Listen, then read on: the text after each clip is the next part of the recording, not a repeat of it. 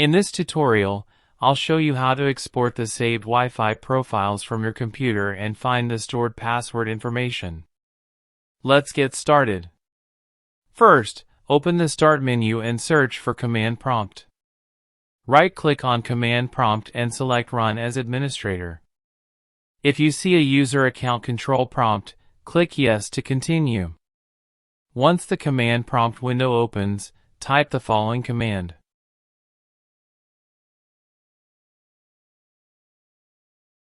And press Enter. As you can see, it displays all the saved wireless network profiles on this computer. Now, to view the details of any specific Wi-Fi network, type this command. Make sure to replace Wi-Fi name with the actual network name.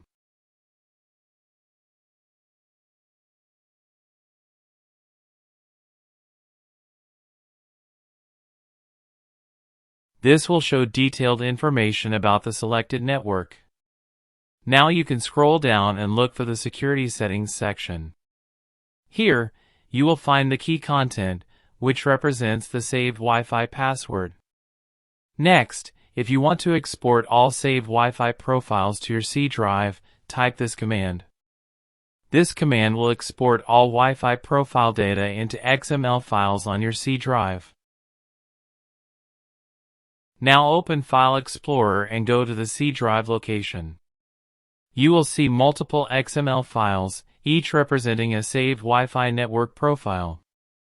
To view the password information, right-click on any file. Select Open With, and then choose Notepad.